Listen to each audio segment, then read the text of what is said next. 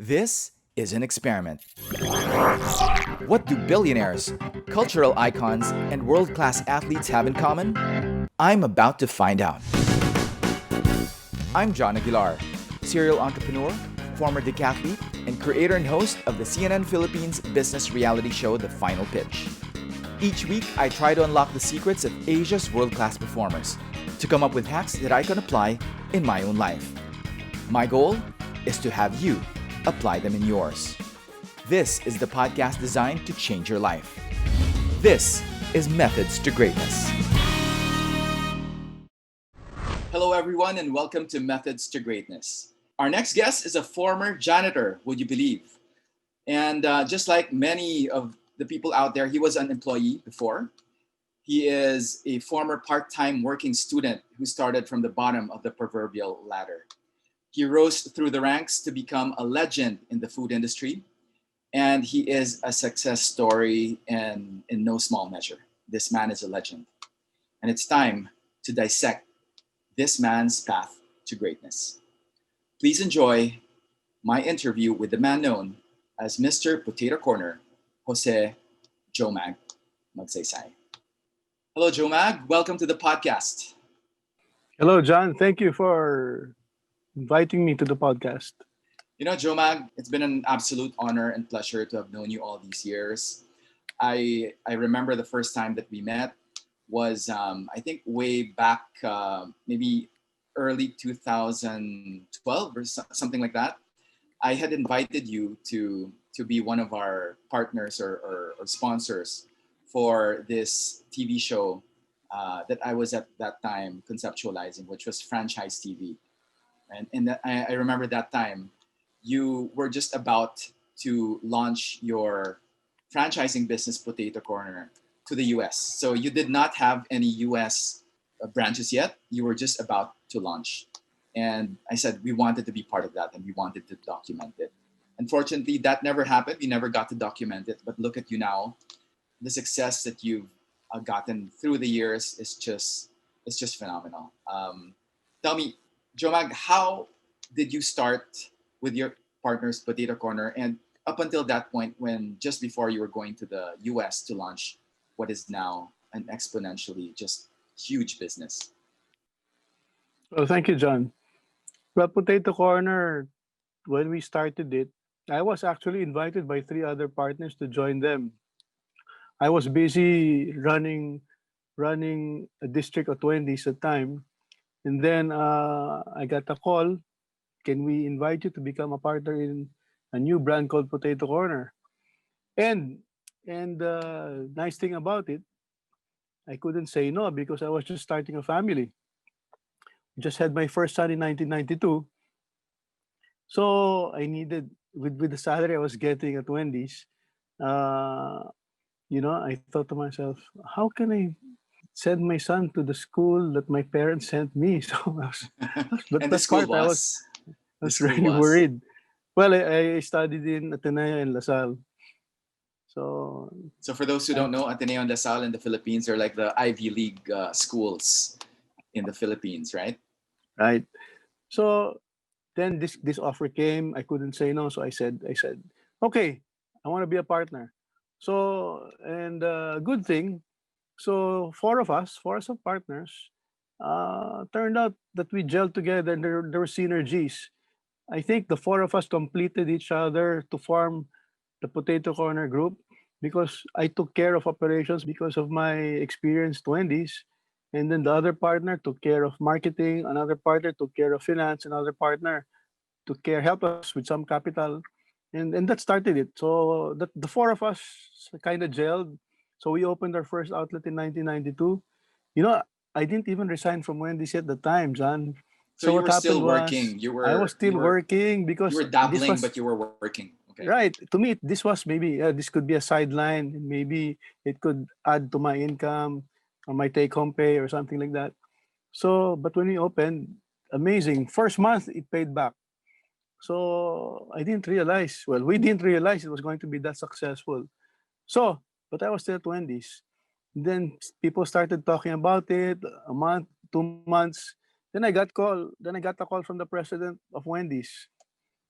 it's first time I ever I got invited to the office of the president. So, whoops. So Okay, so interesting. So so did I got did he so reprimand you?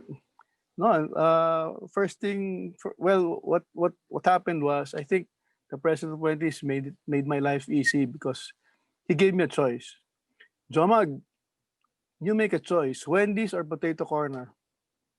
And I had to choose Potato Corner because I had a commitment, sort of a commitment to my partners that help take care of the business.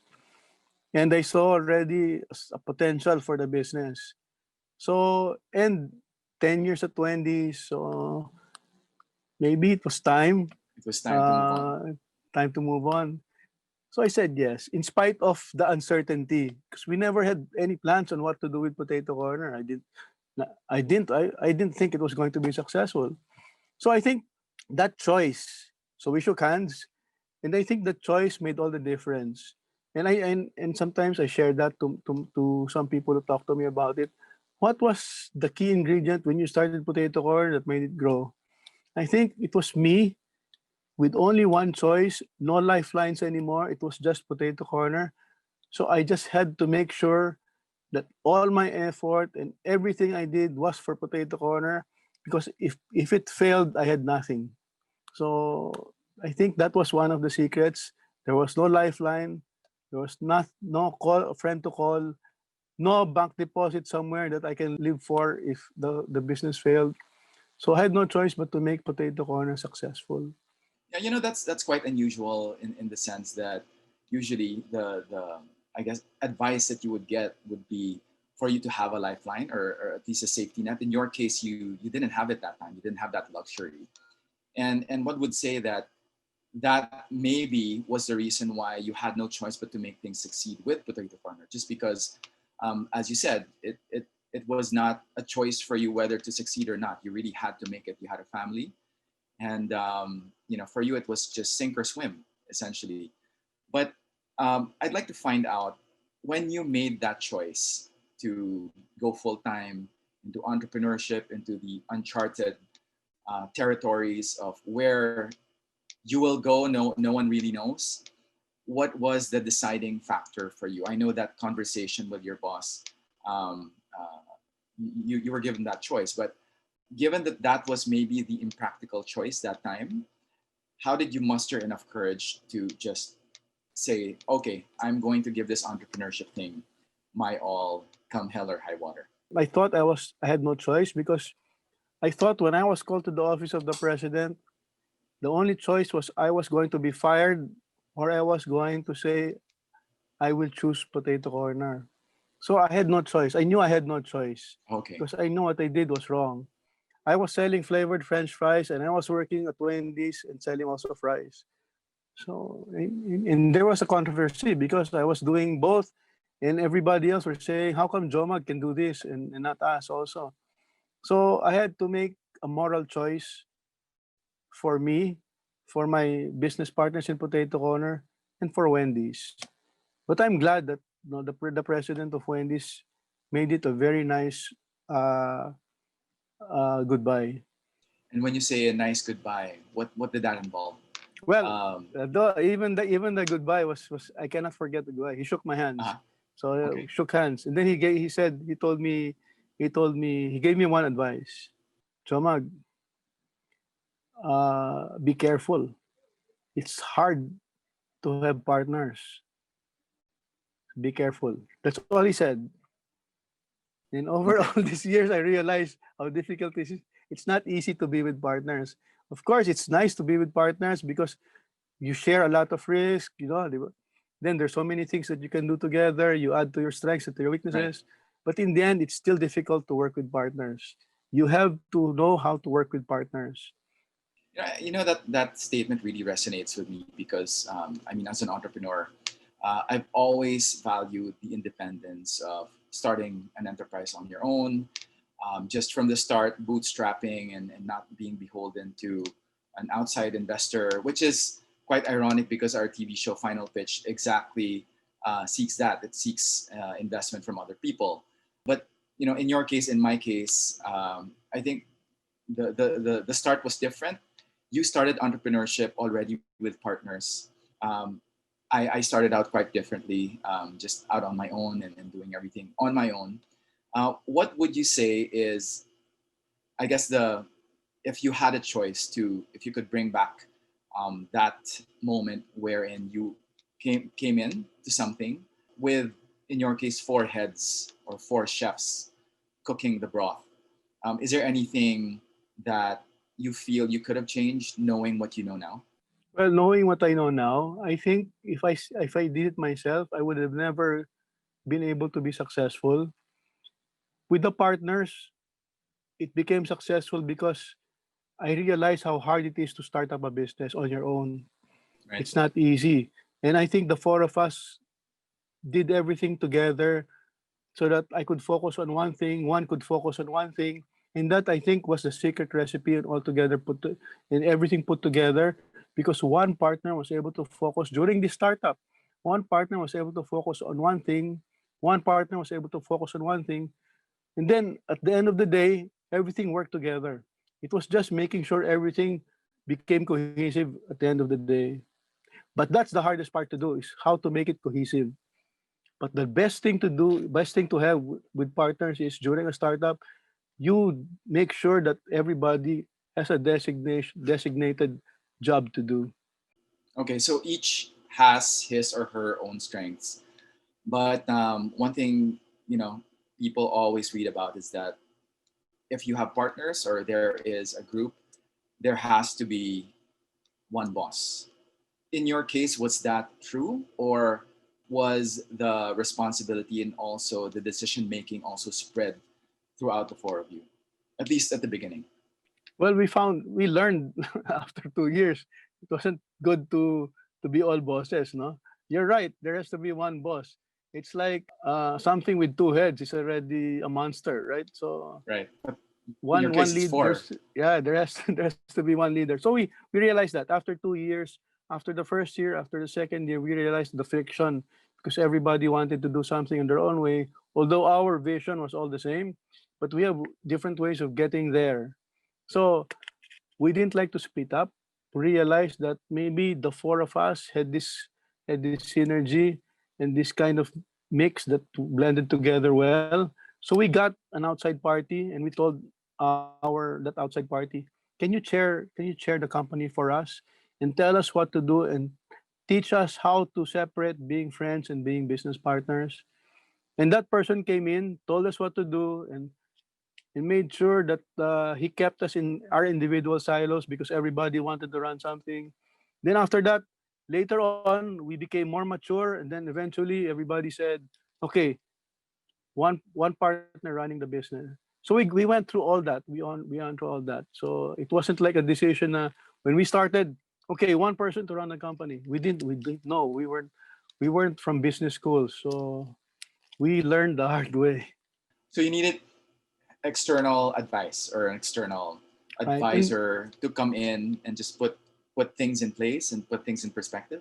right. And if you look at the history of Potato Corner, John, we've always seek help from outside parties to help us run the business.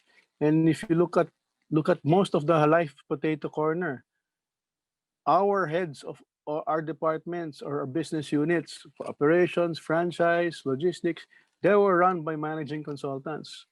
So that means we're always looking for help outside. And I think that also made the difference why we were able to grow rapidly. Yeah, because I would think if you're starting up, you're starting a new company, you're experimenting. You start with a small group of people. Eventually, when you grow it to a certain scale, to a certain size, you would need to professionalize and bring in, I guess, other key skills that maybe the core group does not possess. In your case, when you started, maybe you could help us have an appreciation for how exactly you started the business, and later on, how you were able to grow it to now, I think, over 1,000 franchisees across the world. So, what was it like at the beginning, four of you coming together, how you were deciding things, and basically how you put everything together? Well, John, we run everything ourselves. Like I was delivering French fries. I learned how to carry 3 boxes of French fries on my body, one in each Wow. shoulder, and then one somewhere somehow. I don't remember. So we did everything ourselves, and I think we kept the company very lean all throughout, and that's the reason why we survived the Asian economic crisis. It's because we were a very lean company. We never borrowed. And if you look at our business model, we franchised. And because you franchise, you use other people's money to grow. So instead of borrowing to put up our own stores, what did we do? We used franchising as a way to grow. And because of franchising, we were able to leap from one store to 70 stores in 2 years. And that Wow. made all the Just in two difference, years John. since this is since inception. Right. and Wow. and and that was a phenomenal growth in 1992 to 1994 because there was no feat like that yet. So what happened was, because we franchised, we were able to grow to 70 stores in 2 years. That made a difference because when we counted competitors, how many copied flavored French fries, by the second year, there were more than 300 who copied flavored French fries. Wow. But the Okay. only one who had the dominant number of stores at the time where it was Potato Corner. Why? Because we franchised. And because we franchised, we cemented our foothold on being the dominant brand in flavored French fries. And not only that, but always the perceived first mover. I always say, I might ask questions. Is a first mover advantage uh, very important? My answer to that is it's not. It's not always, because if you are the first mover and you don't expand rapidly, whoever expands rapidly faster than you becomes the perceived first mover and will have that first mover advantage. So market dominance is about rapid growth. I like that perceived first mover. I guess in a lot of ways, you can look at the first mover and kind of take a look at how they do things and maybe learn from their mistakes also. So, in some ways, being the first mover might actually be a disadvantage, especially if you have a hungry group out there waiting in the wings and just trying to learn from what you're doing and trying to improve on it. I just got a call a while ago from a new startup who brought in a franchise from Hong Kong or Japan. They asked me when is the right time to franchise. Uh, to my mind, my answer, and it's always my answer, no, is the moment a person asks you for a franchise, you better be prepared to say yes. Because if you don't, if you say no to that person, that that person who asked you already that question, can I franchise? That means they like your product already. It means they like your business model already. They're not stupid. They ask you a franchise because they already know they will make a profit there. They know already they like the product. They know it will be successful and wherever they're going to put it. But if you say no to them, what happens? There's a potential that they will put up their own business Right. like yours, or you just created your own future monsters. So what Potato Corner did, we let go. We kept on letting go. Somebody asked for franchise. Yes. You have a good site. Yes. So let it go. And I understand a lot of people are not like me, who is who likes to franchise, likes to share the business. There are not too many people who like to enjoy talking to other partners or to a franchisee who will tell him, I don't like this. Can you change this? Can you use this product? Because a franchisee is also an entrepreneur. And same level as you, they will tell you what they like, what they don't like. And there are people who don't like that. So I understand that. But and some people are also happy where they are. One store, two stores, that's okay. But if your vision is, or if you're thinking about becoming a dominant factor, if you're thinking of being worth billions in the future, then market dominance and hyper growth is a good path on achieving that. I'm just amazed, Jomag, with how you were able to grow your business exponentially. It doesn't happen to a lot of businesses, and I do know of a few that maybe grew so fast, so soon, but eventually folded. So I'd like to know exactly what are, in your opinion, the successful, I guess, elements of your growth that made it sustainable? Because I would see maybe sometimes, franchise food carts. You see these food carts opening left and right, some numbering in the hundreds, and then next thing you know, in a couple of months they're all gone. So what do you think was the factor? I know the value of using other people's money, but it's not all about that, is it? It's not all about replication and selling your idea. What do people not see with the growth of Potato Corner that maybe you can share with us? It definitely is not about franchise fees or growing right away. It's about taking care of your franchisees. If your path towards growth like us is franchising, the most important thing to us is taking care of our franchisees. Watching always and always worrying about their bottom line. We did sell them a franchise and forget about their bottom line. And some actually companies do. We always e- every day that's all we think about, the bottom line and the performance and our happiness of our franchisees and the return. If you notice Potato Corner, our franchise package fee to get a Potato Corner is just the same as almost the same fees that we charged 20 years ago. So why haven't we, in spite of all the people who want to franchise Potato Corner around the world, especially in the Philippines, why haven't we put up, because there's a demand, why have we never put up the franchise fee or the franchise package fees? It's because we're always thinking about the return or the payback of our franchisees, because we always thought about long term. We want the soonest payback our franchisees could do is better for all of us, and our business will become long term. Right. So at the end of the day, it's really um, having the best interests of your franchisees in mind. This is how I look at things. We are franchise. 80% of our stores are franchised. We are more public. We look we we operate more than like a publicly listed company. Why? Because if you list in public, for example, your investors, what are your shares? The shares are very erratic, right? They go up and Right, down right. daily, weekly. Uh, but as a franchisor, your mission is to make sure everything is stabilized, and that's not easy. I mean, it's easier to be listed, but having a franchisee is a commitment to stabilize and make sure everybody, all your franchise stakeholders, are profitable. That's a tall order considering that you are dealing with maybe in some cases first time entrepreneurs. Maybe in some cases they probably have had businesses before, so their standards are maybe higher. So, how do you try to balance that given that you're dealing with so many personalities, all with the bottom line of making them profitable? At a certain scale, I don't know if that's even possible to have a relationship with each one of them. So how are you able to do that as an organization? I know it's top down, but how are you able to address issues, individual growth expectations? How are you able to do that in such a large organization?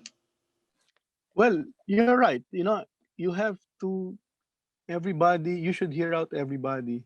And I think account management, after sales service, that's another level. And that is a skill that your company or your organization has to develop over time.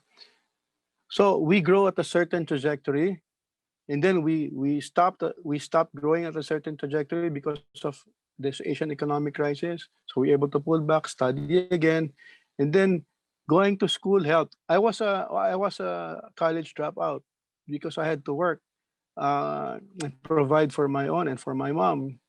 I never finished college, so I was handicapped that way. And I think and I think being a dropout made me work harder because I had to prove that I was better than some graduates that I was with. And I think that was I think positive for me.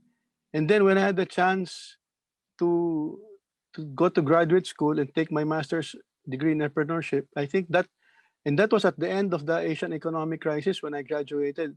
And I think that helped our company because I now had the confidence after that program, the ME program, to take the company to the next level again, to grow the company again.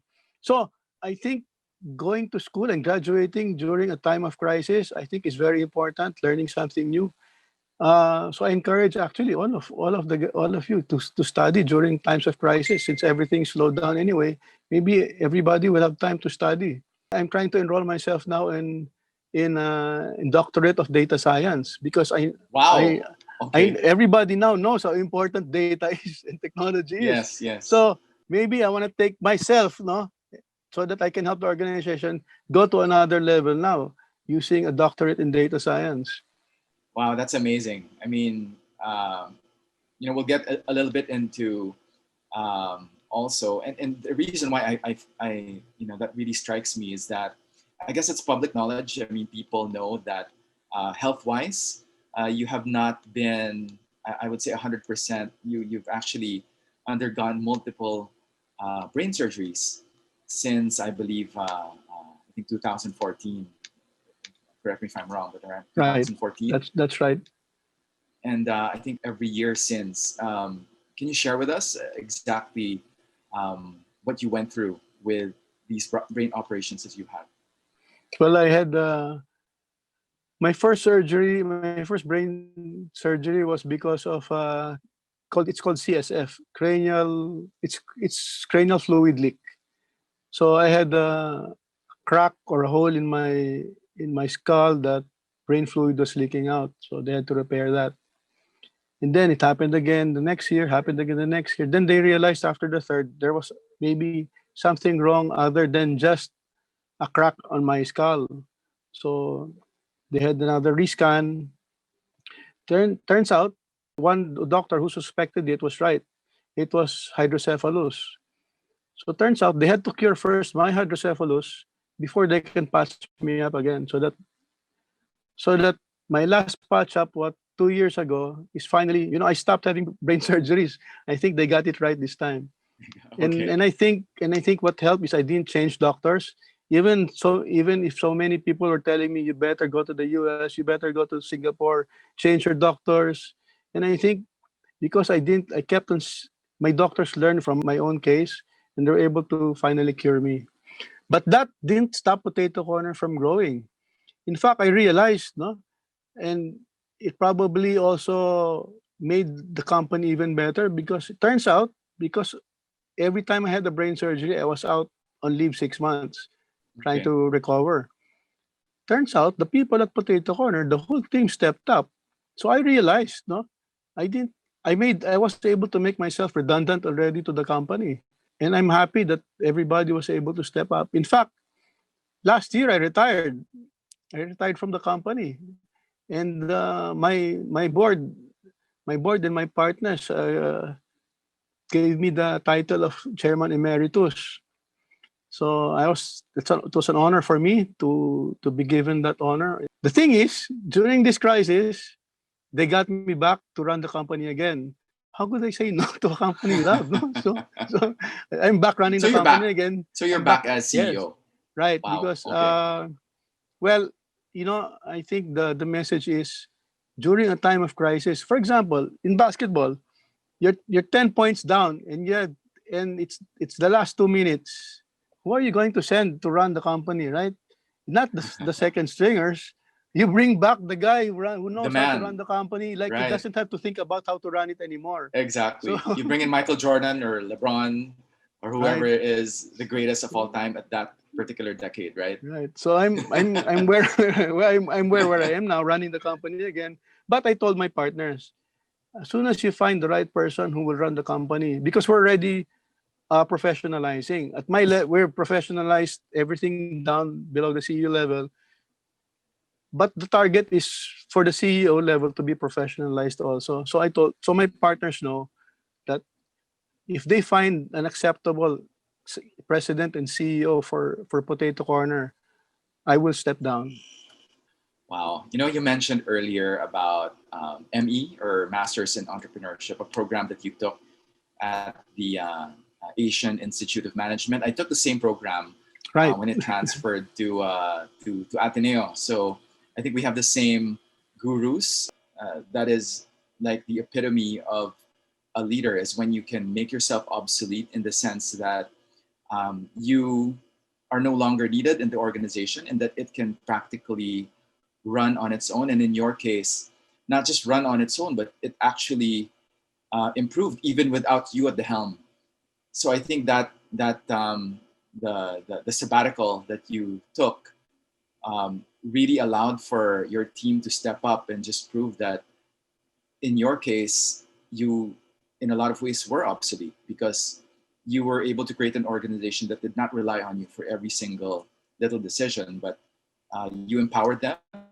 I would think to be Right, able John. to, yeah, And I think, John, if you create a momentum, a certain momentum, and I think it's going to be hard to slow down or stop that momentum that you've created, and your team will, the transition from you to your team is going to be easy if there's a momentum being carried away. John, when I graduated from Asian Institute of Management of the Masters of Entrepreneurship program, first thing I did, I went back. I was in Mr. Donut at the time. I left Potato Corn in 1997 to run Mr. Donut as a GM in 1999. So that was during the Asian economic crisis. So in 2001, I asked my partners, can I run Potato Corner again? I'd like to help the company because it was just the, the crisis just ended and we were left from 1997 with 120 stores down to less than 40 stores by the year 2000. I asked my partners, can I run it again? This is my plan. So they said yes. So I ran Potato Corner back in 2001 again. And the first one of the first things that we did, we actually organized the board. We got our gurus, our master of entrepreneurship gurus to sit in the board. And that okay, helped. Today I'm back again because of this crisis. And you know who's in the board? of course the gurus. Professor Ed Morato now is in our board. Okay, okay. So it's like coming full circle for you. It's like the things that have worked in the past, you're sort of bringing back, but obviously in a different context. I guess the universality of or the cyclical nature of challenges, they always seem to come back. They just take different forms, right? And I think the tenets of what we're taught in business school, Yeah. if you really dissect it, and if they worked in the past, they may or may not work right now in the current situation. How do you find yourself now, maybe trying to dissect the problem? How are you looking at the challenges that we have now, particularly in these COVID times that we have? Well, the thing is, John, I was talking about having a very lean organization, about preferably not borrowing money, unless it's really important. Uh, the thing we're doing now really is we find ourselves, that the food industry, the F&B industry has been hardly badly hit by this COVID-19 crisis. So we didn't escape that. So mimicking our performance in 2016, for example. So what do? We ride the time machine now, go back to our operating structures, cost structures, organizational structures in 2016, and try to see how we can mimic that thing. So it's really a time machine. So if we can do that, we'll be as profitable again as 2016. So a crisis to us is just looking at what you did before and see how you can become that again. So time machine to us, it's really like a time machine. We have historical data to say let's do this again because this is what our current sales will be this year, for example. So and then of course we're focusing on what is good for our franchisees. Our franchisees are also badly hit because almost all our stores are in the malls. So what do we do? So everything we do now is always saying, what can we do to make our franchisees recover? So it's always what is in it for our franchisees? What do we do for our franchisees? And then if their bottom line gets better, our bottom line gets better also. Right.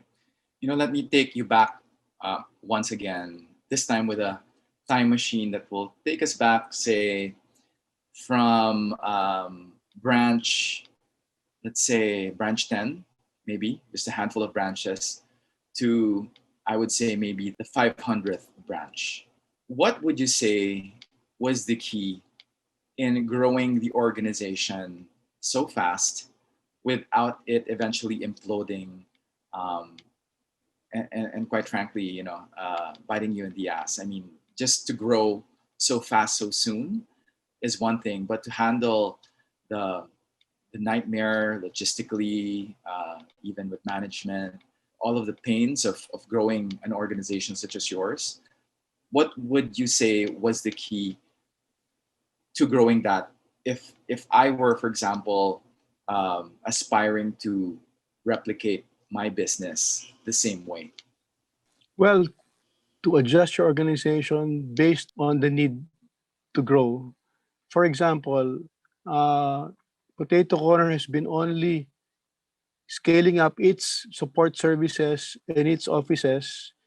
If for example you're getting fat and your pants are getting harding to close, that's the only time, for example, we expand. We add people, we increase the office size, we increase the storage sizes only when it's about to explode or to burst in the seams. We never adjust our organization for expected, for future Ooh, okay, development. So we're very okay. careful about that. So And you're I've seen always a lot, pushing your current capacity, pretty correct. And much. I've seen so many businesses who, because performance is good now, so they'll invest in other facilities, bigger offices, or add more people because they expect more sales to come in. But sometimes it doesn't always happen. Like this crisis, this COVID-19 crisis is a very good example that you don't expect. Nobody expected sales will halt or stores will close. So if you've built your store based on expected sales, then you're in trouble already. But if not, then you don't have any trouble at all. Then I'm glad you asked that question, John. One of the key things that we did, and even the Master of Entrepreneurship program helped me, was to understand the business very well and to focus. By understanding the business very well, you're able to play the game, and because you know it very well, you can influence the result of what's happening at the end. For example, I liken it to chess. I never played chess. I don't have any patience to play chess. Let's say whenever I'm invited to play chess, sometimes I even lose at three moves. So Okay, okay, even kids beat me in chess. I okay. never win in pusoy or in card games because I don't play them. But those who play them always and play them well are always the ones who win. Now this is the same as in business. For example, us in franchising, because we study it very well, we master franchising, we understand the game very well, and how franchising is played in the Philippines. So we are able to influence the result of the games we play. In fact, that is like playing our own game already. In fact, benchmarks, John, benchmarks and rules are just our baseline. Okay. We actually create our own micro best practices in this industry. That's how important focus and mastery in the game is. You're able to create your own rules. And then for rules that you cannot change, for example, because they're either because of government, because of taxes, but sometimes you're able to skirt in and out of the rules. You know how far you can get out and when to get back in. That's the beauty about mastering. So if there is something I can share with everybody, is first master the game you're in and focus on that one thing only. Mastering the game that you're in, that takes a lot of commitment, that takes a lot of experience.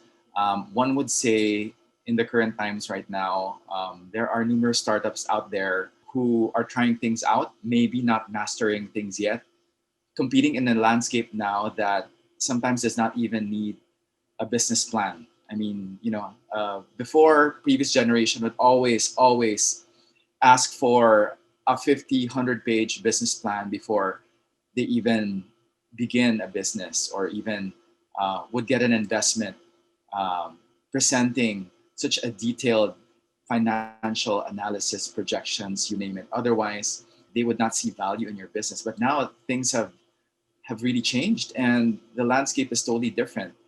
Some would say that agility sometimes trumps preparation, and I wanted to get your opinion on that, coming from the generation that used to think that business plans were the end all and be all of a successful business. But now, as we're finding out, it's maybe no longer the case just because of how things can change just like that. What is your opinion on how businesses should be planned, perceived in the context of you advocating for mastery over your business or your skill? I think, John, because if you master your business, you're able to do many things. Especially, it's easy for you to pivot around your strength. Mastering your business is knowing your strength, actually. It's finding out what your strengths are. When I'm talking about changing the rules, that's a skill that you learn over time. About business plans, we can see that weekly we're changing everything we do. There's this the COVID crisis has made everything so fluid that every week plans are changing.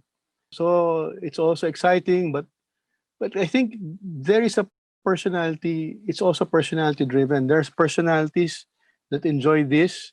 There are personalities that don't enjoy this. I think, but if you are not, if you have that personality who is was anxious and not able to dive into something that you don't see any logic yet, I think what we do is very important. What I do is really very important. We look for partners who can add to our weaknesses. Like for example, I'm in the hospitality business, John.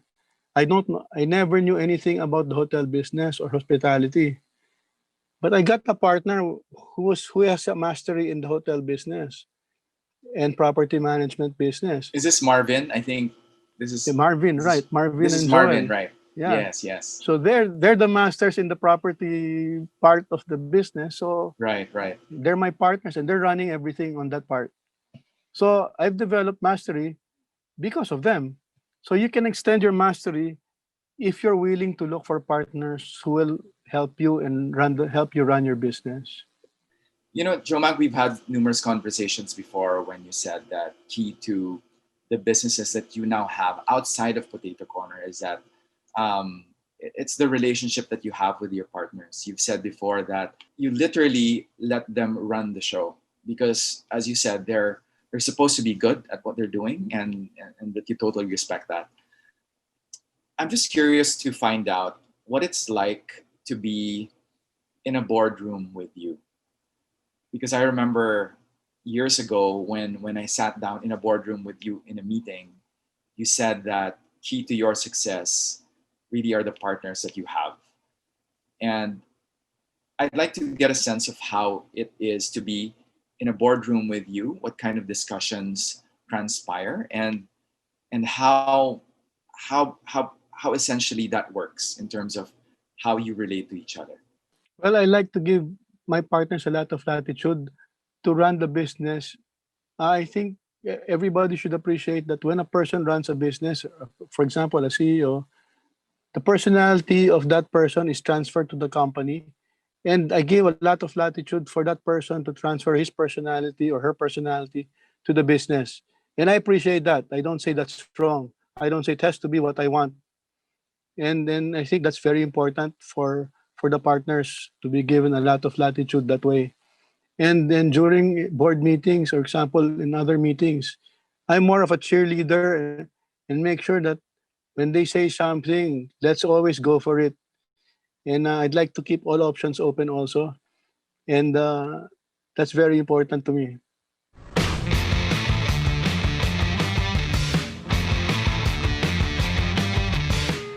One of the biggest trends in fitness right now is the proliferation of home gyms. And we've partnered with Italian wellness solutions provider Technogym to give you your weekly dose of high-tech fitness equipment and exercises that you can consider for your home.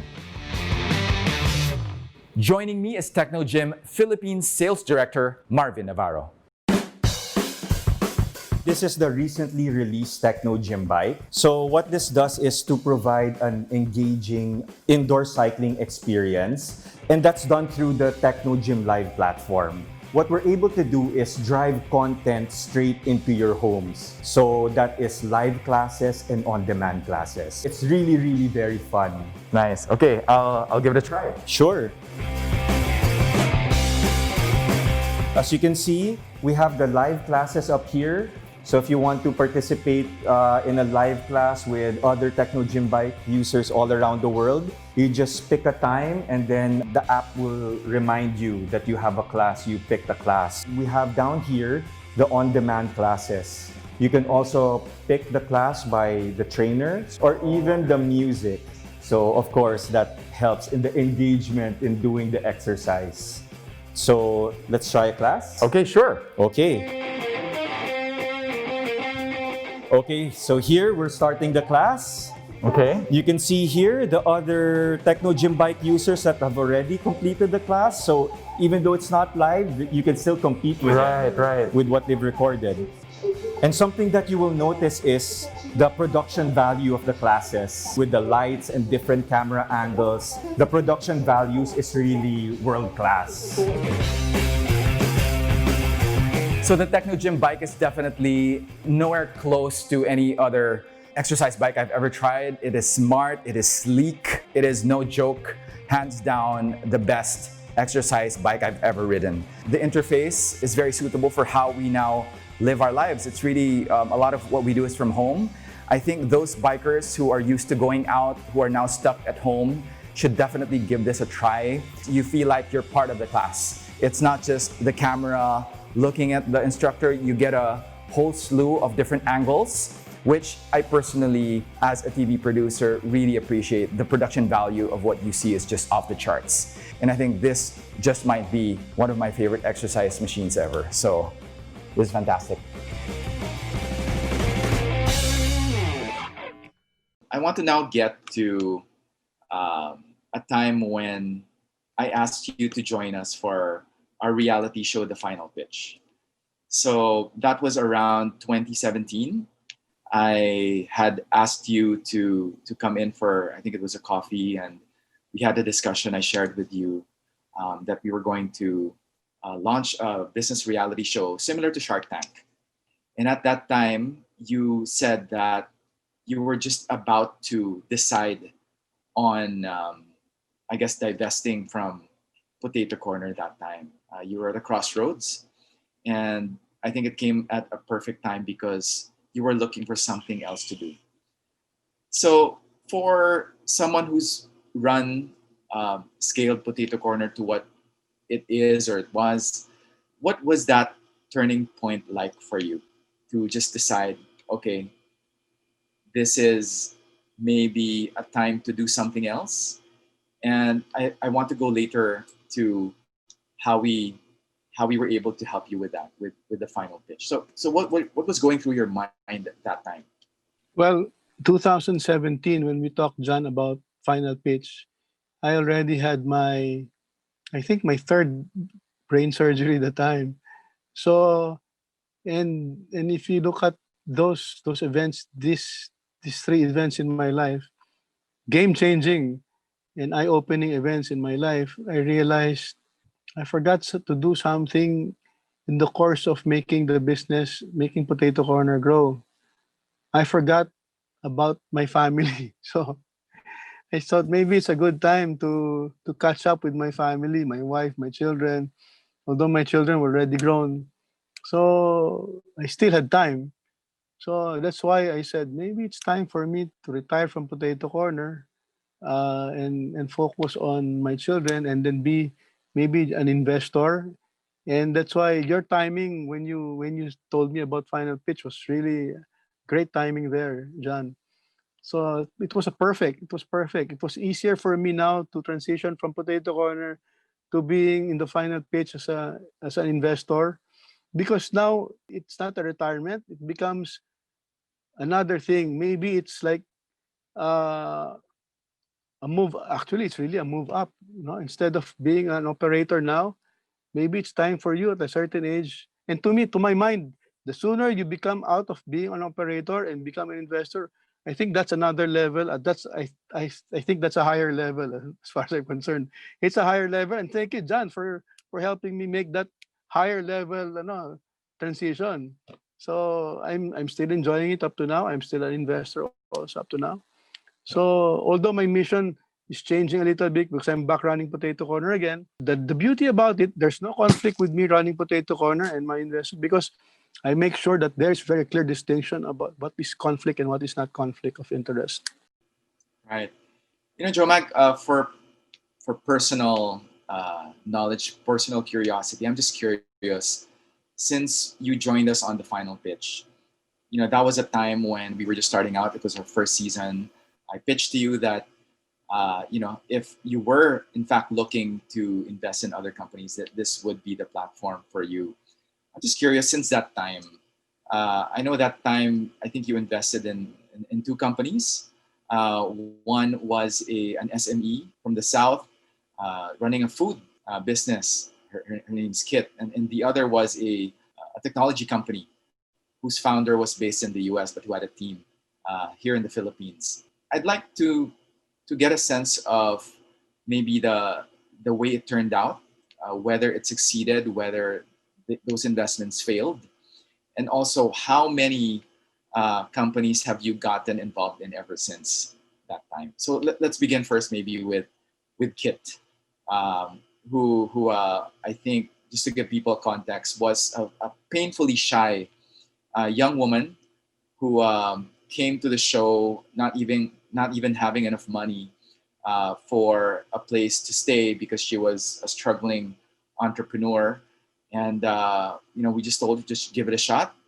And in fact, she did not get a yes from you during the show. She actually it took her a while before you eventually invested in her company. Maybe you could take us through that experience with Kit. Well, I was impressed by the persistence of Kit. I think even after the show, she reached out to me, and it was flattering. It was an honor that she even went out of her way to look for me and to talk to me about a possible partnership. So I did.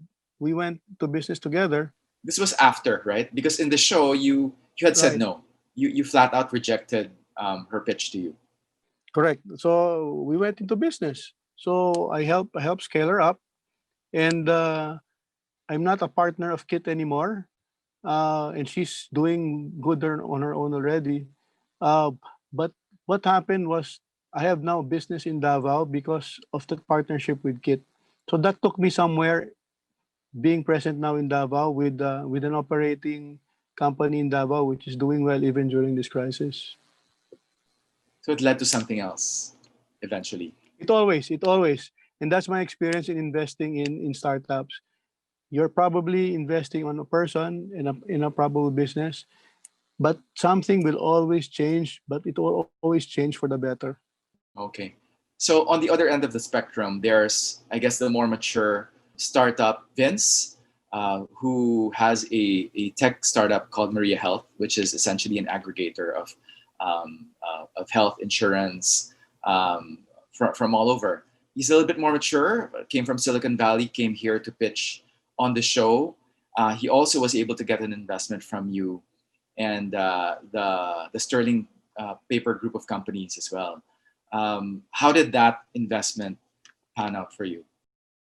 We're good. In fact, the value of the company is increased. We're still partners with Vince, so I'm happy that another partner came in, invested another $1 million in the company. So we're good with Vince. Well, that's good to know. At least, I think at the end of the day, regardless what happens, I think also, and you told this to me before, you said that when you're investing in a company, you really invest in the person. And I think the deciding factor for you back then really was what you saw in those two entrepreneurs that gave you confidence to part with your hard-earned money into their enterprises. I guess moving forward, what is now your current appetite for investment? I do understand that you're still running, or you're back to running potato corner. But how many companies have you invested in or have gotten involved in since the show? And what's it like right now being an angel investor to these companies? Well, John, it's your fault that I invest now in other companies. So I'm probably involved in more than 20 or more than 30 Wow. investments in other companies. Okay. It's a case of the momentum that you mentioned earlier, right? I mean, if you have, I guess, the momentum of success in your favor, it leads to other things as well. Yeah, I think momentum is brought by not not stopping, but always open to new things that are coming your way. I think that's very important. It's not about money. It's about just saying yes. It's about just saying yes to somebody's proposing something, or maybe seeing what will happen 10 steps away. Okay. So, Jomag, I want to get into a little bit of your lifestyle, your personality. From what I know about you from our many conversations before, you're not the kind of person who goes out of his way to make friends, or should I say, you're not someone who readily goes out to engage with people. You have said before that you're a loner. You're actually quite introverted. I want to be able to see how this applies to you running your businesses, because maybe you could share with us exactly how you are personality wise on I guess with friendships. I guess that's what I wanna kind of delve into right now, because it can be a different thing to be a professional and be a business person, and it's another thing with your personal life. So if you don't mind me asking, what's Jomag like? Maybe as a friend, as someone, as a family man, maybe as an athlete, a person. Oh, me, extreme introvert, extreme right brain. That's why I'm not able to. That's why I'm able to decide quick, because I don't wait for logic. So that's an advantage I have. Uh, but I need people who are very logical to help temper me. Because if I don't have those people who temper me, I'll make stupid decisions really. So I mean, you have my partners like Joel and some other partners who are my opposites. So they help balance everything, and that's very important. Uh, because I'm an introvert, uh, I adjust quickly. Some people don't believe I'm an introvert because I've learned how to shift. Like a typical day for me, for example, is talking to 20 franchisees, uh, talking to them about what they want, what their ideas are. So that's second-hand nature for me already. It's not work.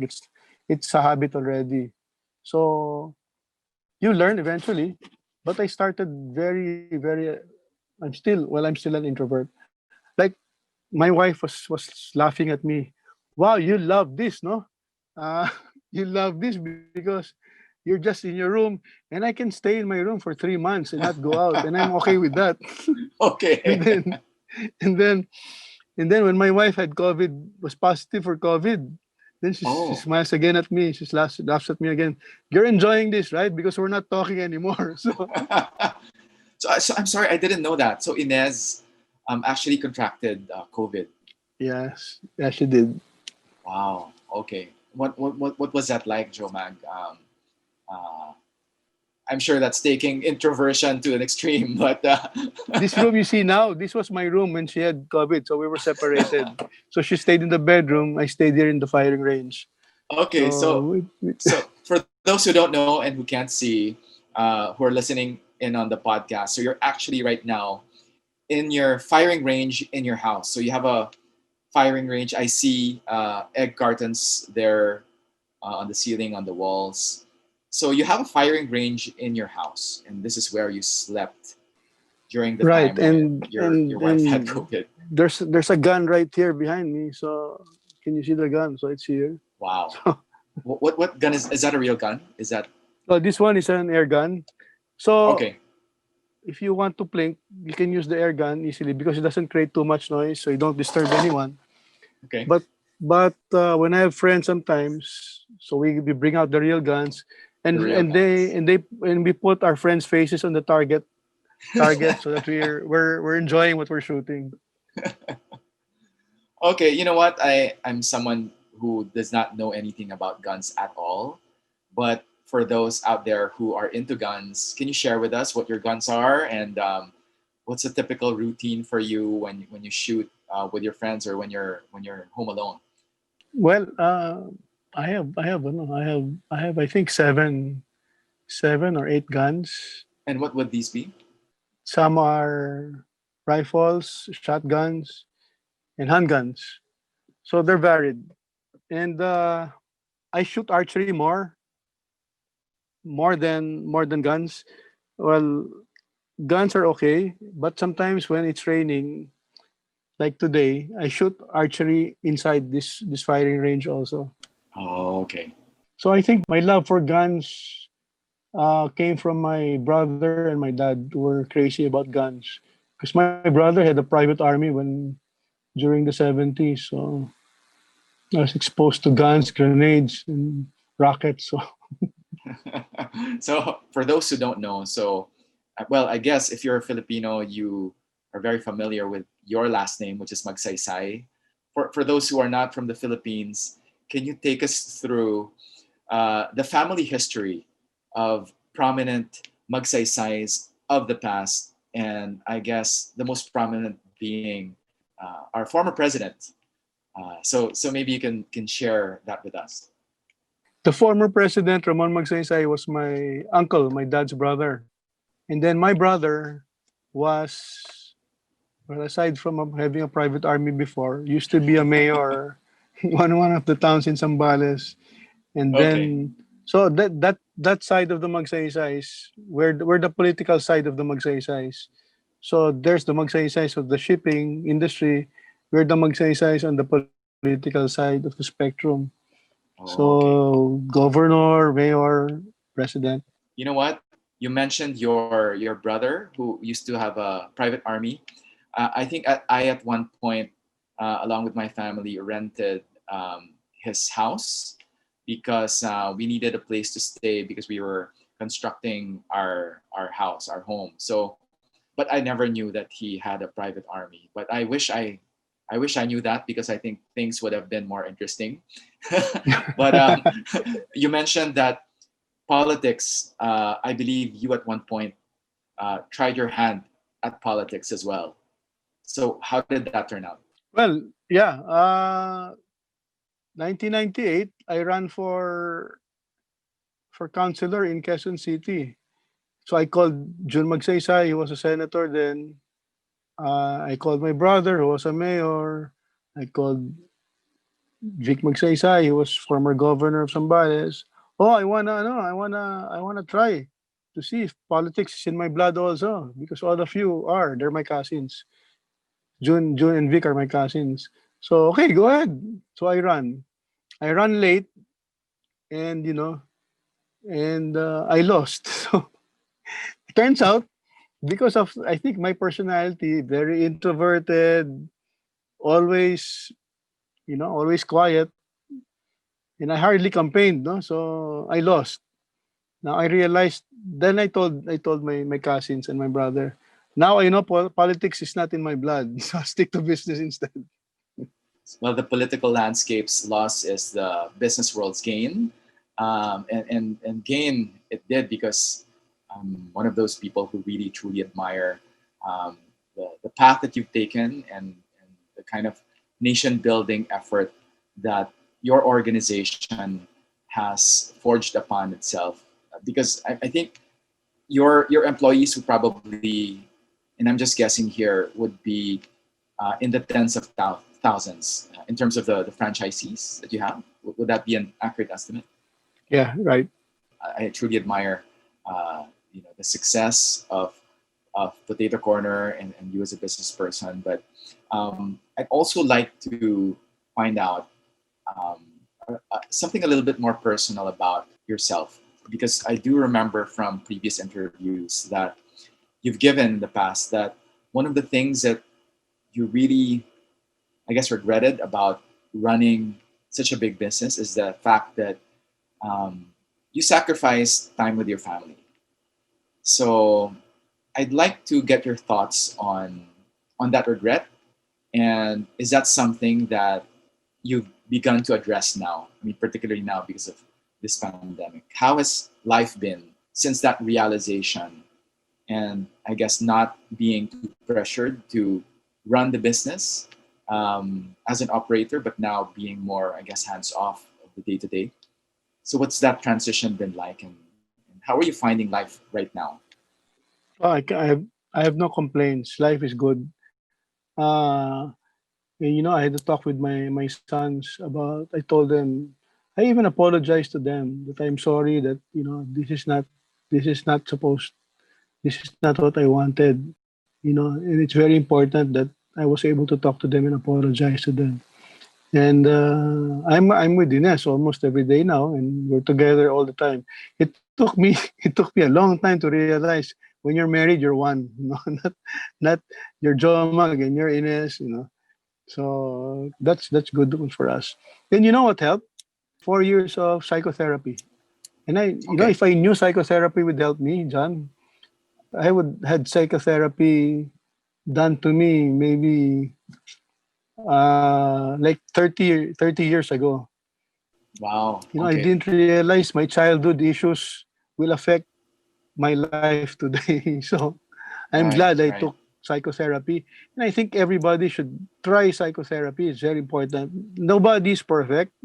And I think all of us have childhood issues. And because our parents are not perfect also. Right. For I guess in the Asian context or the Filipino context, not a lot of people are used to psychotherapy. In fact, people would even think that psychotherapy is a sign that there's something wrong with you Crazy. You're or crazy. that you're crazy, right?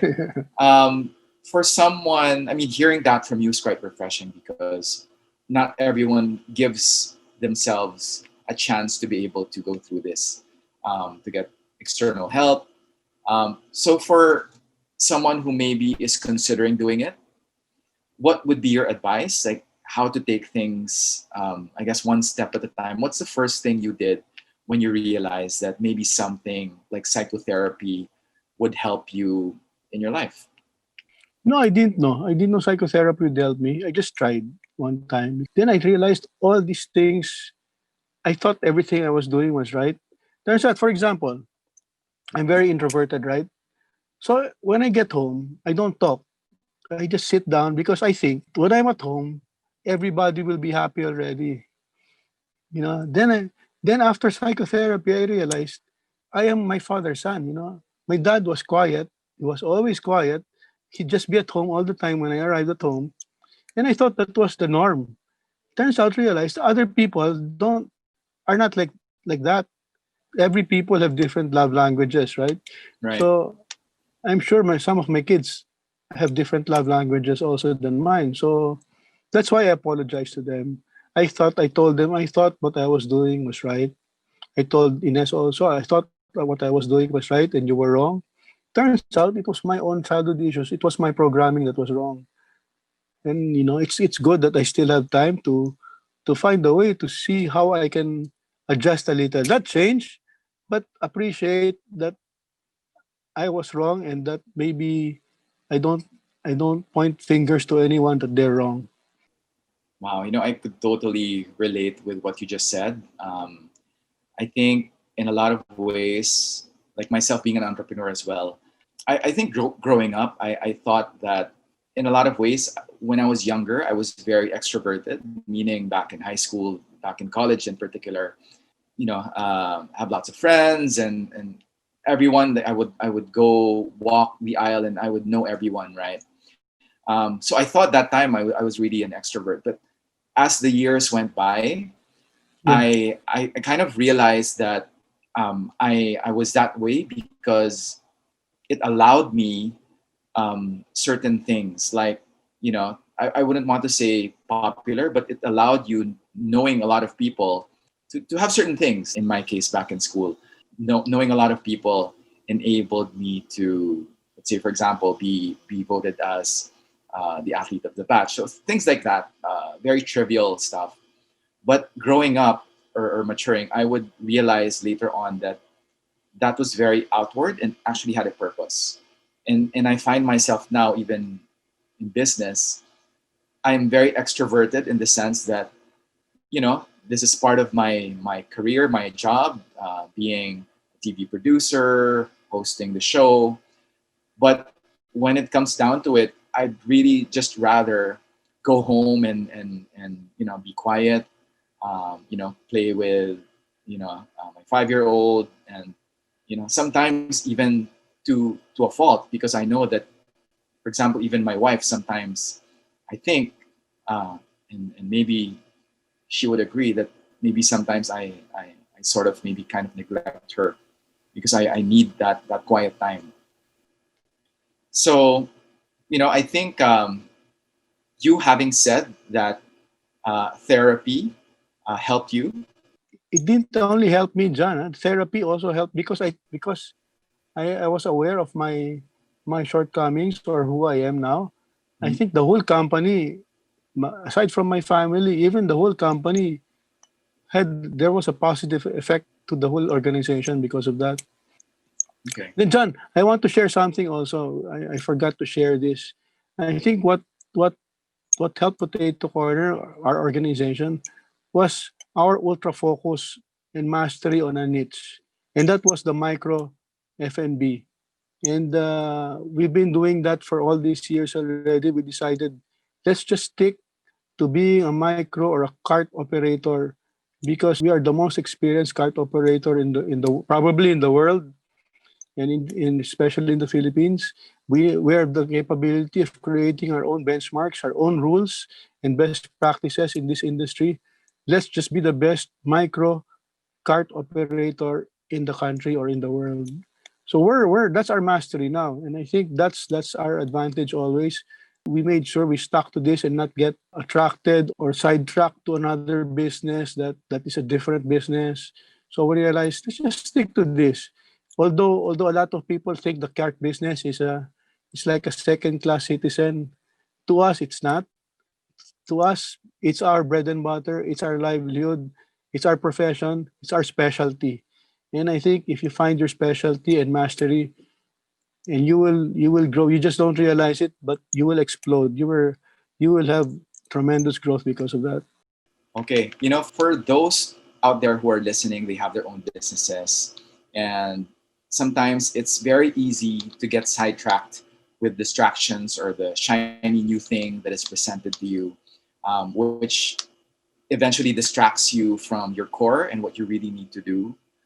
What would be your advice to those who probably are presented options, maybe new proposals that can be a danger to them and might derail them from the focus that is required to take, like in your case, your organization to where it is now?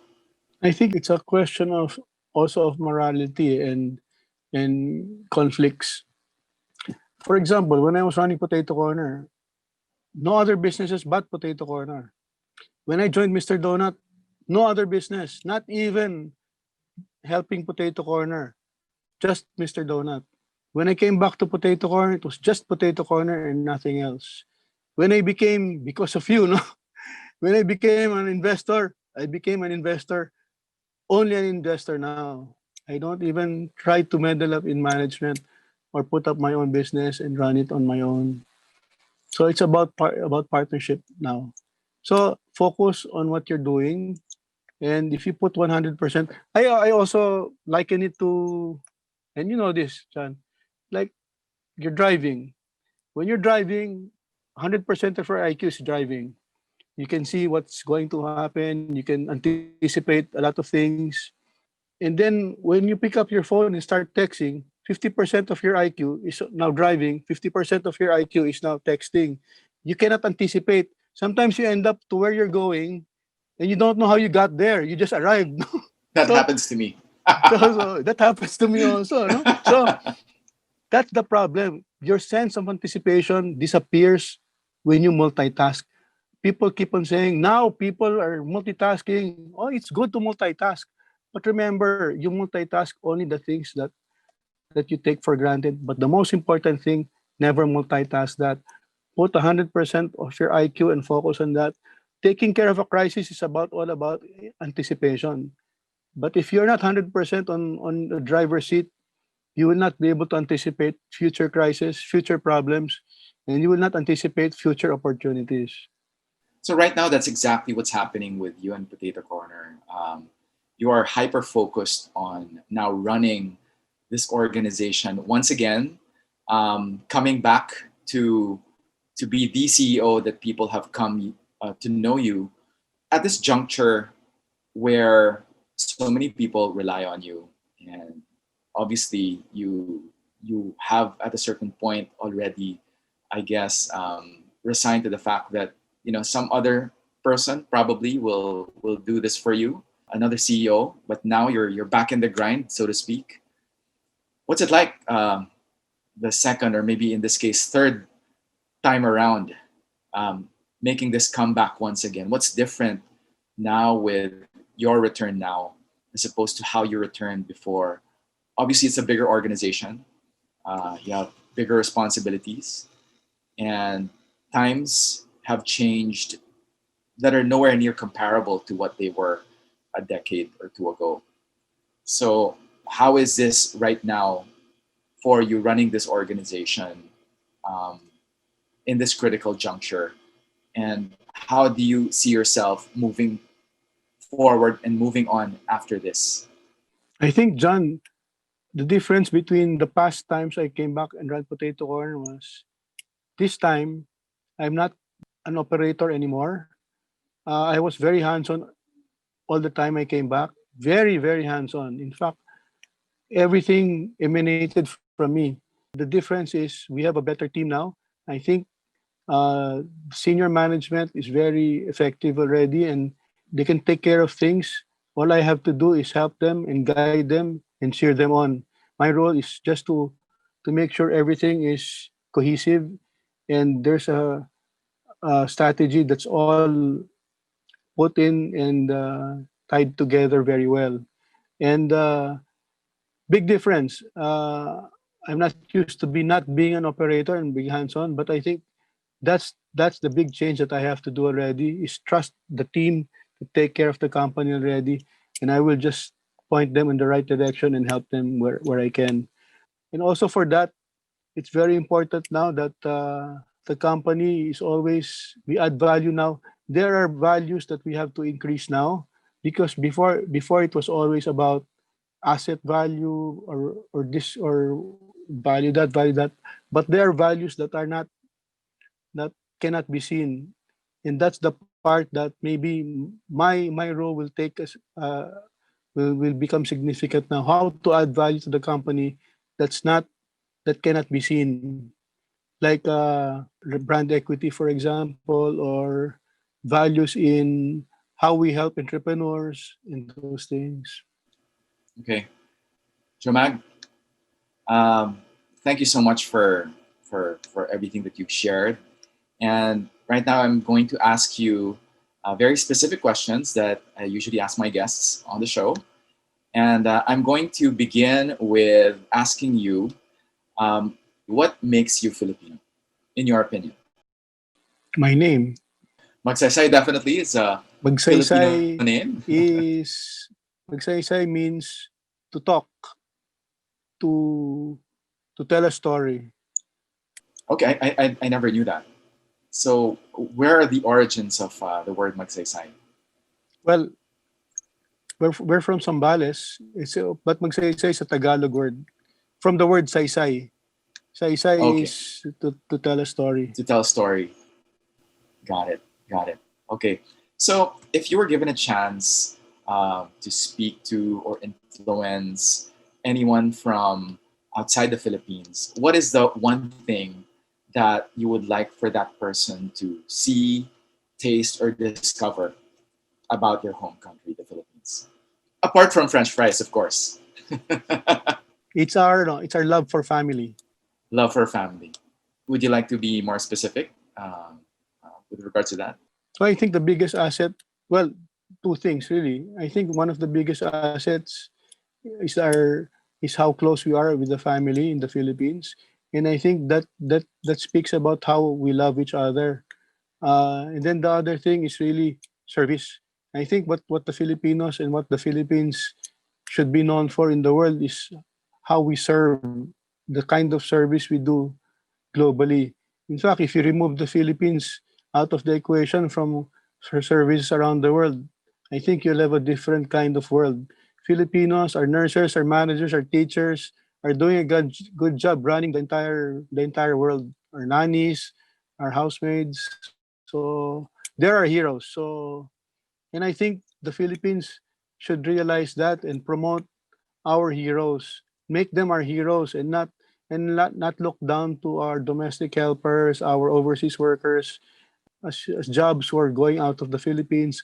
In fact, that's the way we conquer the world, by conquering every service industry in the world. We can be the world dominator in service if we just set our minds to it.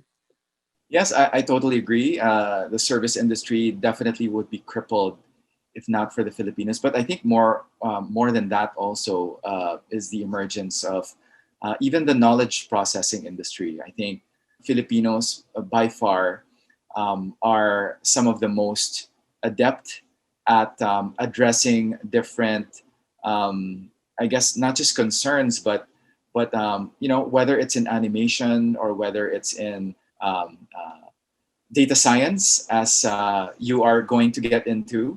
I think there are a lot more Filipinos right now who are making an impact beyond the traditional way that we've been perceived in the global community. So, I personally think that the emergence of the global Filipino is very imminent, and something that we should all rally towards and support, because I feel that the Filipino has been grossly not just misunderstood but underrepresented in a lot of occupations and even in business. So I'm really proud of the fact that we have someone like you, Jomag.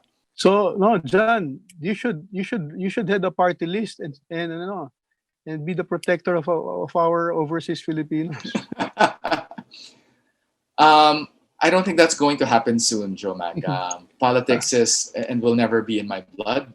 I can guarantee you that. I think there are a lot more people who are more qualified to engage in that. Then I think I'll stick to entrepreneurship.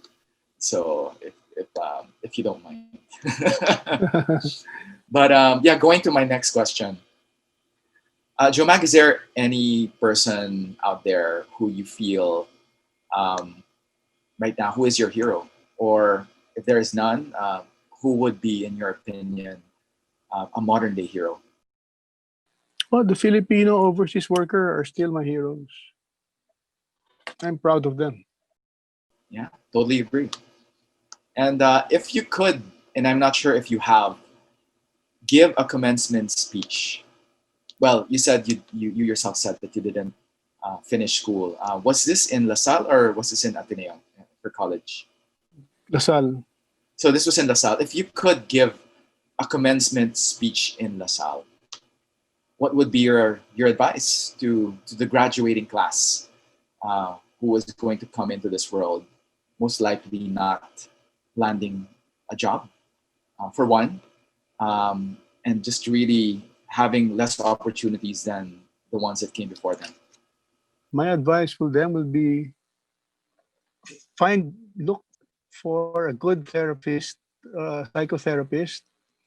Talk about your childhood issues. Find your strength and what your purpose is. Because the sooner you find your purpose, sometimes it takes a lifetime before you ever find your purpose in life. No? But the younger you are and you find your purpose in life, then you are ready. You have your own guiding light already. A lot of people have to find another guiding light to steer them. But if you can find your own guiding light as young as you are, especially if you're fresh graduates, by getting a psychotherapy, maybe to help you find that what you're good at, what your purpose in life is, then you're all set in life. Yeah, wow. That's very compelling, I think, coming from someone who, in your case, realized these things at a later age. I think a lot of people now rely on the internet a lot.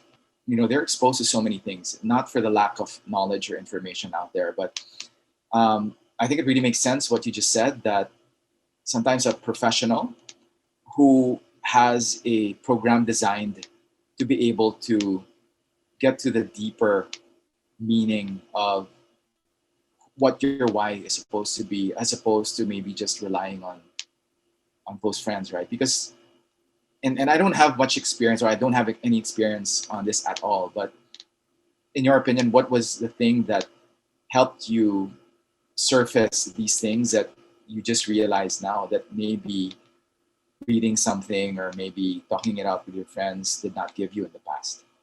Well, the problem with friends, well, I don't have too many friends, no, because I keep to myself always. I don't go out on parties.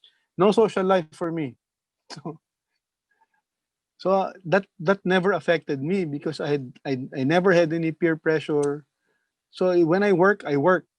When I was in Wendy's, it was Wendy's. No parties, no social gatherings after work. Work home, work home. So work hard. That's the only advice I can give, because that's what I know is work hard as you can, and that's the way I talk. I let my work speak for me because I don't talk too much. Okay. So you don't talk too much, but what keeps you up at night? And at the same breath, also what gets you up in the morning? You're very in tune to, I guess, that internal voice that you have. I find that people who are like that, and I share that, I think, with you, Jomag. I have very strong internal voice also that has allowed me, I think, in years past to also dictate my actions based on my thoughts, my feelings, and not on external, um, I guess, opinions. And I found that that is something that has helped me, but at the same time, it sort of maybe also detracted from me making, I guess, deeper relationships, just because maybe I shunned um, some people away. In your opinion, is having that personality something that is that has been in some ways not advantageous also? Because I'd like to know if there's anything that is troubling you with all the success that you've had, and if there's still something that you'd like to achieve, in the context of what you just discussed earlier. Oh, John, I just want to help startup or new entrepreneurs or other entrepreneurs who I enjoy mentoring, I enjoy coaching. Of course, I learned that from our gurus, no, because what how they coach me and how they help me. So I'm just giving back on that part. Now, as far as what I need, I don't need anything anymore. In fact, I've realized that I'm very simple, and it's actually the things out there that made me want some things that I didn't have, that I didn't need. I sold my Mercedes, my Jaguars, my other cars, my other motorcycles that I really love, because I don't need them. I don't need them. Turns out I don't need them. Okay, back 2017, I remember when we filmed the final pitch. You had motorcycles. You were constantly riding Yeah. your bikes, right? So you sold all your motorcycles. So I just realized, John, you have to grow up. Then part of my growing up is that's enough. I've Okay. been there, done that. So five brain Wow. surgeries. Okay. Stop dirt biking. So something that I finally realized that I have to grow up that part. So I love riding my scooter all around. So it's the scooter I love riding now, as far as Oh motorcycles are wow. concerned. Okay. So from the mountains, from motocross, now it's scooter, maybe a Vespa in your No, no. subdivision. I don't know. What do you do? What do you do in your Well, downtime now? a Honda. I ride around almost every day on Okay. my Honda Beat, or uh, and then I take the scooters trail also. I take the scooters dirt biking. Really? Yeah. That's not such a good idea, but it's holding up, I assume. Yeah, it is. I remember you were doing wheelies in the mountains of San Mateo when we filmed your Oh, segment for I the final stopped doing pitch. wheelies because last April, during the lockdown, so Ines and my other son went for anti-rabies shots because they were bitten by the dog. So I told myself, I'll follow them to the hospital. So I took my scooter, Okay. did some wheelies on the way there, and I crashed. So when St. Luke's ER door opened, they were shocked to see me being wheeled in a wheelchair already. So from the one who was coming to the rescue, you're the one who needed rescuing. Yeah. Though I've never seen anyone do a wheelie on a scooter. I don't think people really do that, but you're Joe Magsaysay, you're Jomag, so I guess you can pretty much get away with anything you set your mind to. But moving on, Jomag, I'd also like to find out if there's anything you know now that you wish you could have known sooner, at least when you were younger. No, I have no regrets. I probably where I am because I worked harder because I wasn't a graduate. Potato corn is better because I took the ME program. That's the one thing that if if I were to come back in time, I'd take psychotherapy earlier and not wait until I'm in my 50s to take psychotherapy. I would have had a better life with with my family and people at work and my partners. Wow. Okay. All right. You know, another question that I'd like to ask, and this may not be appropriate given that, given the health issues that you've had, and feel free to not even answer it. I don't know if it's really appropriate, um, but my question is, what would your epitaph say about Joe Magsaysay? Oh, good father, good husband. That's all that's enough for me. Wow.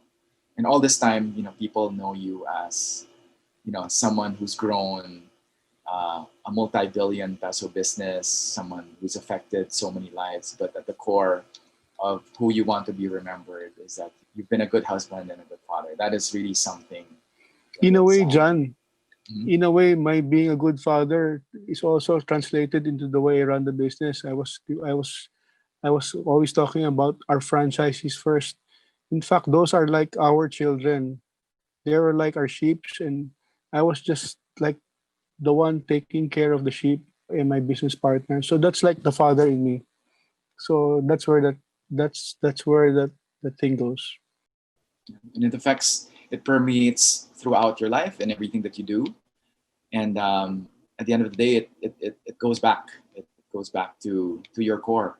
And I was going to ask with my final question, Joe Mag, which I ask all my guests here on this podcast, that if there's anything, if there's one thing, one advice, or one specific thing that you could recommend that I try, I would ask you what that would be. But I think I already know the answer to that question. I think I will take you up on your advice to seek psychotherapy. I know it's not something that I would readily have maybe considered Hey, before, just because John, I feel like there yes.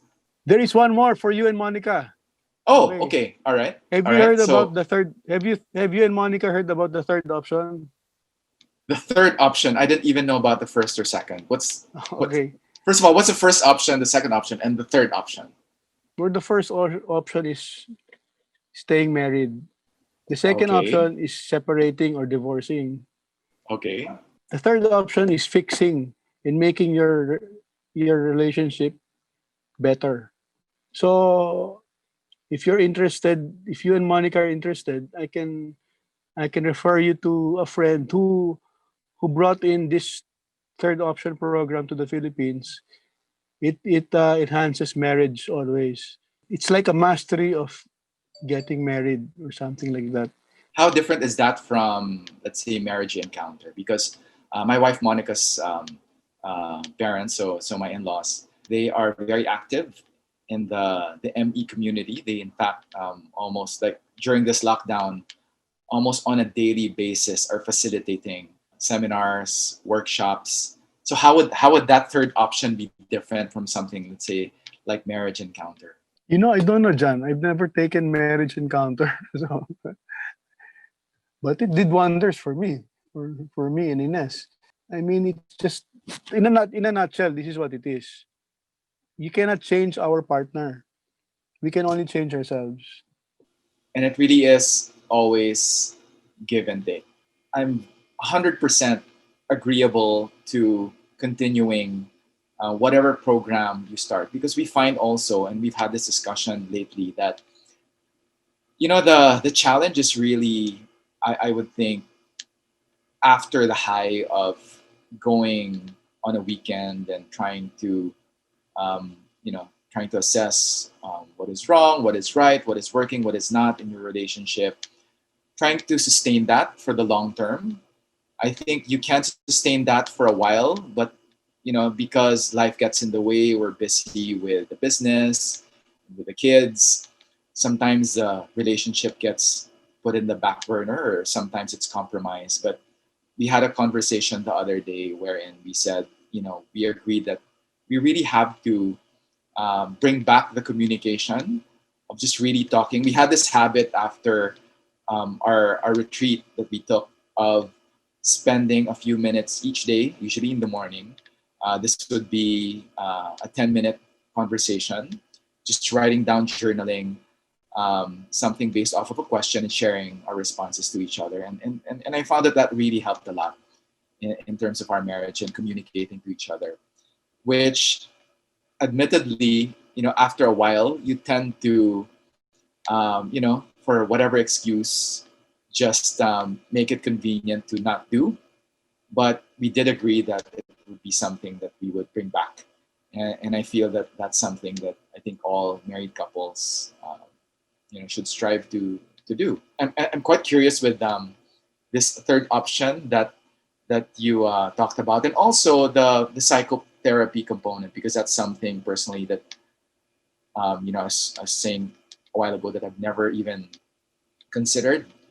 I will probably find a way to get to that. Maybe a fourth option for that Jomag for me as well, and maybe at some point I'll share that with the listeners of this podcast. You'll enjoy talking to this guy because he's an architect. So you're in real estate and building communities also, John. So you'll get along. Right, looking forward to that. So, all right, Jomag, I think I've taken up too much of your time. This has gone way, way long, but it is very, very. I'm very fortunate to have had this conversation with you. We've had many conversations before, and you've been very generous as well with your advice, with your opinion. But I feel awakened by this conversation, not just on the business aspect, but also on the personal side of what makes you you and what has made you successful. I think you're testament to, I guess an old dog. Not to say that you're old, but a mature person learning something new, and that's something that you take with you every single day. I think that's testament to the kind of person you are, and I feel that this conversation has really helped me try to look at beyond the business, but to really see that personally the issues, the problems that I might have on a personal level also deeply affect the business, and moving forward the other people that are affected by the business. So I thank you, Jomag, for this opportunity that you've given me and the listeners, and I wish you the best in running once again Potato Corner. Finally, is there any last words that you'd like to end with for us to end this conversation? Well, I just want to thank you, John, and your team for this. It's an honor to be here, and we just want to inspire. Where can you find a cart or kiosk company that started with 150,000 pesos and ended up declaring more than $1 billion in dividends over the last 15 years. So I hope we can inspire also others. Only in the Philippines. Only in the Philippines. That's our Philippine mantra, which can be most often taken as something negative, but in this case, it definitely is something positive to have a potato corner, a truly homegrown Filipino business making it big around the globe. Thank you very much, Jomag, for your time tonight. And we'll see you in the future, possibly, maybe in the final pitch again. But for now, good luck with the family, good luck with your health, and I wish you the best. Thank you for being here tonight. Thank you, John. You're welcome. This episode is brought to you by Technogym. We've partnered with Technogym for equipment recommendations for your home gym.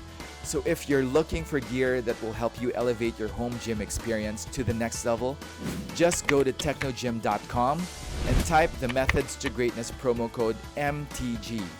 That's MTG, and we'll hook you up with the best premium home gym equipment in the market today. If you would like me to interview anyone on the face of the earth and want them on the podcast, or if you want to collaborate with us for future content or sponsorship opportunities, or if you just have any recommendations on how we can get better, just send us an email at hello@methodstogreatness.com. That's hello@methodstogreatness.com. Until then, we'll see you next time.